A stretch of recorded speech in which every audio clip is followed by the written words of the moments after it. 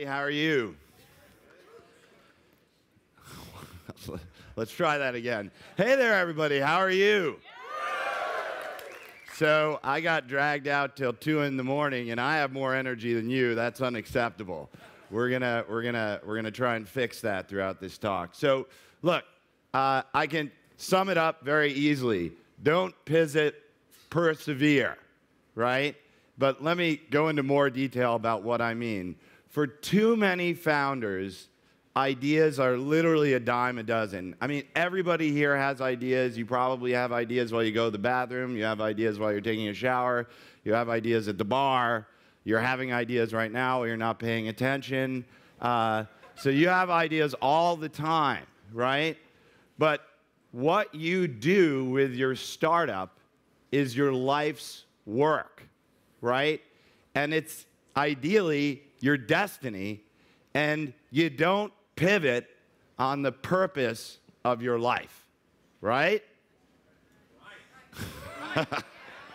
Let me try that again. Like, I'm just gonna say something. Fuck you. All right, let's try this one more time. So, you don't pivot on the purpose of your life, right? All right, finally. We're getting there. So, why are you doing this? Right? Why are you doing what you're doing? Why are you doing your startup? Right? You're not the boss. Anyone here who runs a company, this is fairly accurate. You are at the bottom, right? I take out the trash, literally. I clean shit around the office. You know why? Because I don't have a cleaner, and if there's a spill, it's like, there's a towel, here's my hand, voila. Fixed, right? I am at the bottom, and you know, I run a big company, right? But someone's got to clean the shit up every day. What do you think I was doing at 6 this morning? Do you think I was like partying like a CEO rock star? No. I was on the phone with my accounting firm cleaning up the shit. So there are easier ways to make money. I was going to put a picture of a homeless man begging. Far easier and probably more rewarding. There are easier ways to be happy, literally an almost infinite number of easier ways to be happy. So I don't need to put any pictures on this one. And frankly, there are vastly more fun jobs to do, like a professional skier, porn, God knows, like lots. So in fact, the average founder is somewhere between a McDonald's worker and a Greek leader, okay?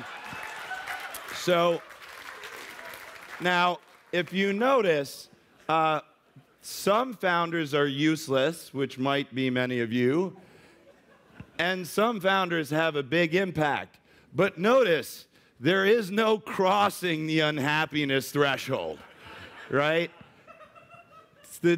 Going back to the village and being a tech nomad, or wandering around as, you know, like, I'm programming in Thailand.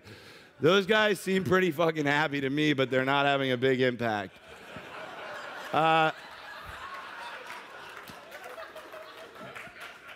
Google employees, you know, customer support, you know, CTO, big impact, super happy. They're like, do you want a massage while you eat your custom sushi and program? It's like, not now, I'm gonna get my hair cut from Joey over there. Joey, like,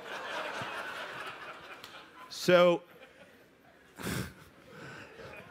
what are you doing? I'm gonna run out of time. You can't have a good what if you don't have a good why, because you're not gonna be happy. You're likely to have no meaning or no success. So you gotta be doing it for the right reason. And you can't have a good what unless you have a good why. So I have 3 questions for you, right? And I'm gonna talk about myself in a moment. What is your life story, okay? You really need to know what your life story is. You have to have a narrative for yourself. How does your company fit within that life story, right? And then how does your company create your legacy, right? Because, again, you can't pivot your purpose in life, right? You got to persevere. So let me tell you a little bit about my story. So I was young and a geek. Now I'm just old and a geek. I don't know. You know, sad trajectory, may I add. You know, I've never left geekdom, just age has changed. So I tinkered with computers. I got a TRS-80.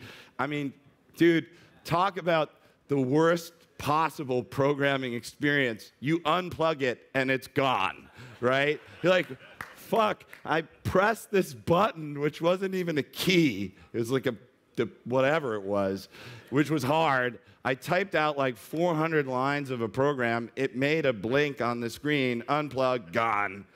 And that's how I learned about computers. But I fell in love with them. But I'm like, computers, they're for losers. I want to be an architect because I want to build shit that no one wants. So I moved to a commune. I studied under Solari, and I'm going to build cities because that's what architects do. Again, innocent and dumb. Architects don't do any of that. Architects draw shit on paper for $3 an hour. And when I realized that my dreams were not going to come true as an architect, I dropped out of college. I launched my first company. It was something called Toll New York. My best friend in the entire world, I told this story last night, at the time, obviously no longer, literally took all my equity. He came in the office one day. He's like, you want to leave? Why don't you leave? I'm going to take all your equity. I was like, you're my best friend. Why are you doing this? Fuck you. And we're no longer friends. Then I was like, okay, I'm going to show you. I'm going to build a real company, bitches. Of course, that first one sold for $750 million, so that's kind of hard to beat. But second one, we took public, and it was worth $1 billion. So I'm like, boom, two home runs. Of course, the first one was I didn't get anything, so home run for him, big donut for me. But at that time, if the clicker works, I actually was the most successful entrepreneur that I knew. Like, Larry Page is like, tell me how to get Google off the ground. I'm like, Larry, come on over. I'll tell you how to do that. Now I'm like, Larry, be my friend, man. I'm not that bad a guy. Literally all the great entrepreneurs of today were like, Adeo, how'd you do it? I'm like, because I'm awesome, man. That's how you do it. But basically, I got fucked over and over again, and I came to the realization that I want to give. I actually was a good entrepreneur, but I realized all my friends were entrepreneurs, right? And I realized that, in fact, what I loved was entrepreneurship, not being an entrepreneur, because as we saw before, and by the way, it doesn't matter, I'm still an entrepreneur, so it still sucks, but at least I knew I loved the field of entrepreneurship deep in my heart. And so I also realized that my core skill at the end of the day was inspiring people, right? That I could sit down with someone and talk to them, see what they were, see how they fit into the big picture, and inspire them to do great things. And that was what I was really good at. And so I decided, all right, I know what my purpose in life is, right? I know what my mission is. My mission is to go out and find the best people in the world and inspire them to do great things. And that was the genesis, admittedly a little late in my career, for the Founder Institute. And as you'll see, if the clicker works, we're everywhere, right? We built a network in, this is a little off, about 120 cities around the world, where we're finding the best people and we're inspiring them, right? And that's because I know what I want to do in life, and I'm making it happen for real. So you don't pivot on the purpose of your life, right? That's why you're here on the planet. That's why you're building a company. That's why you're putting up with all the shit. That's why you're doing what you do, because it's your purpose, right? It's what drives you in the morning. It's what gets you out of bed at 6 a.m. when you were up till 2 a.m.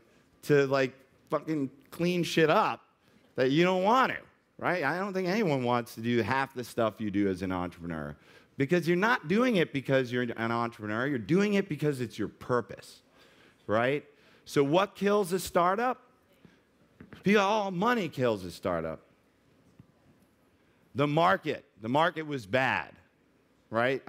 Not enough customers, there wasn't enough revenue. The model, my model was broken. My co-founder sucked, right? And as a result, the startup dies. No, none of that is true. None of that is true. None of that is true. You will hear it over and over again today. It is all wrong. A company dies when the founder gives up. Period. That's it. A company dies when the founder gives up. And so, I'm gonna have to smoke signal when the next slide will come. You can only succeed when you know who you are, right? You can only succeed when you know what you want, all right?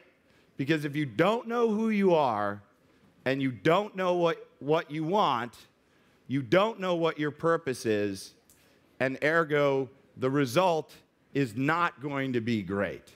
Because again, you can't have a good what if you don't have a good why, right? And that why is the purpose, it's the motivation, it's your destiny in life. And when you do have a good why, which I hope you will think about and fully understand after I've sort of yelled at you today, you can build something truly amazing. I have seen it. I've seen the greatest minds on the planet and even lesser minds achieve amazing things because they have aligned the purpose in life with the company that they are building, and then the future is theirs for the taking. So, with that said, thank you, and have a lovely day.